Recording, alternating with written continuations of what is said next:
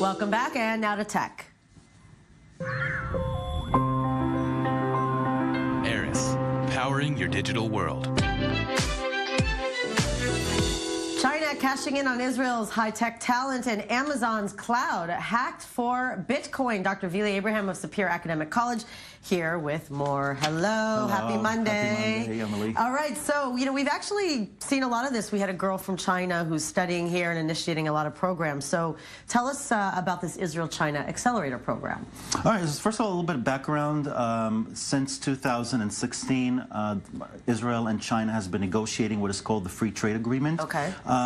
Delegations have met in July. It was the second round of negotiations, and now we're talking about Israel opening an accelerator. An accelerator, for those who don't know, a tech accelerator is actually a place where people come with an idea, they get mentoring, they get the investment that they need, and they also get the office setting for about 3 months until they start with whatever it is they're doing. So we're talking about a deal that is going to happen very soon.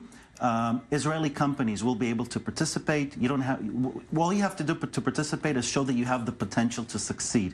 If you are selected, then you will get lessons about the Chinese culture, about different legislation issues in the country. And I think it's really important because we are very different cultures. Yes. Business-wise, you can't come to China and say, okay, let's get to business and that's it. You have to meet the people, you have to have tea with them, you have to have coffee with them. Exactly. Once you build trust... There's no leaning over and digging a pita into the there's hummus. And some Israeli entrepreneurs don't know this, and I think it's important that they really learn this. Right. Now, is the idea with Israeli tech people that living in China, or no, across from Israel? The purpose is actually to open opportunities, to let high-tech individuals, entrepreneurs, to be able to expand and penetrate the Chinese market, which is really it's a really great market because first of all you have 1.5 billion people, you have a very large middle class, a lot larger than the United States. More than 100 million people are part of the middle class.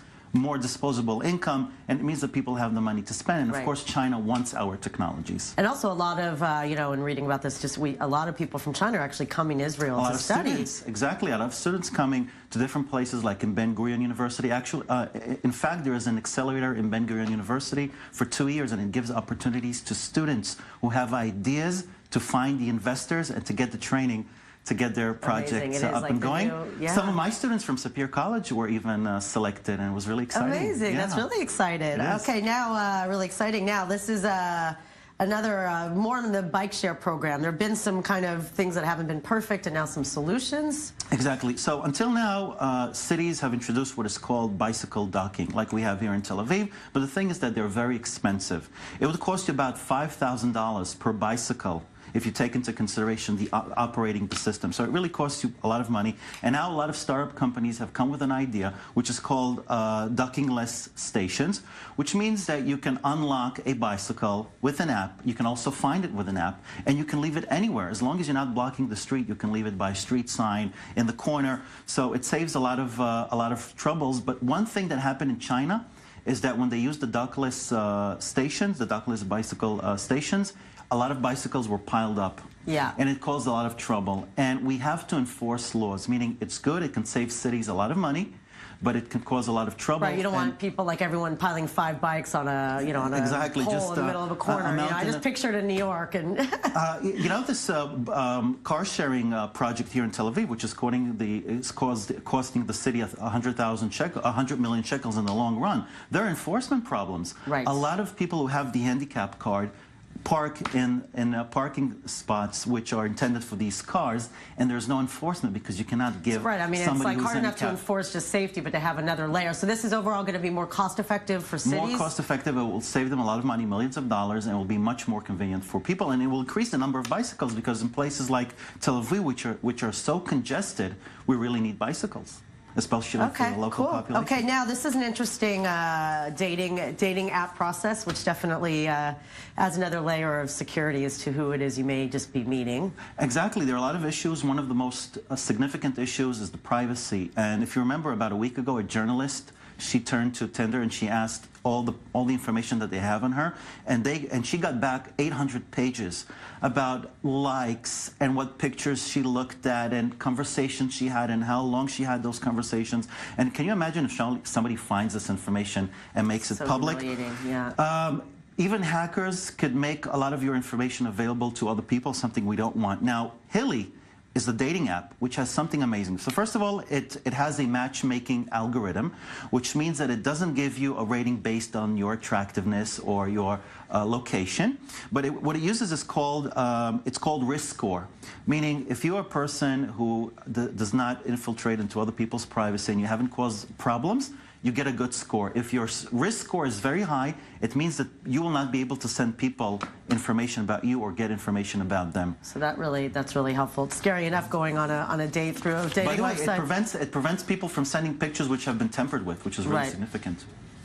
Okay, well, let's get to the Amazon cloud. Oh, sorry. Unfortunately, we're out of time. We're gonna have to save the last item for Friday. Yeah. Thank you. Good stuff. Meanwhile, hackers are hungry for gold. Amazon has fallen prey to hackers who have raided Amazon's cloud and mined cryptocurrency, Bitcoin. They got access to the server after finding out the admin consoles were not password protected. And Polish scientists turning trash into treasure. They've developed a new way to turn plastic waste into fuel. Here's more. Polish scientists are developing a smart way to turn plastic trash into liquid gold.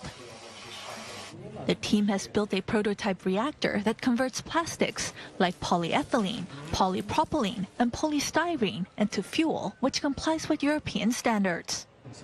While plastic-to-fuel technology isn't new, it faces one major problem, explains team leader Adam Handerek. Everybody knows that polyethylene breaks up into shorter chains when exposed to high temperatures. This is nothing new. The whole difficulty was to heat the plastic, the polyethylene, in such a way as not to burn it in the reactor. The team's vertical reactor, which works via a circulating liquid heat carrier, allows for precise temperature control of the heating surface. This prevents the raw material from being burned on the reactor walls. The fuel obtained has been tested by the Automotive Industry Institute in Warsaw. It says it meets the advanced requirements for emission control laid out in the World Fuel Charter. With the help of an EU grant, the team is setting up their first plant that's scheduled to start production in 2018. The researchers say it will not only aid drivers on the road, but also help cities to dig themselves out of their trash problems.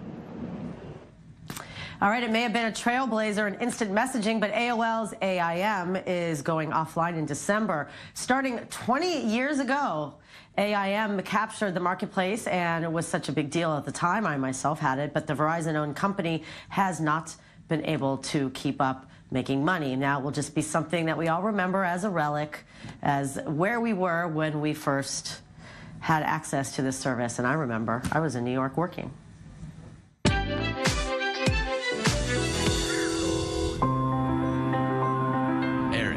Powering your digital world. Coming up next, Israeli and American college students fighting for peace and racial justice, live with one of the organizers of a special march. And an Israeli compact portable child seat is breaking crowdfunding records. Davina Littman here with this and other parenting products. And the Haifa Film Festival underway, and the sequel to a cult classic makes the festival debut. Culture correspondent Maya Margit here with more.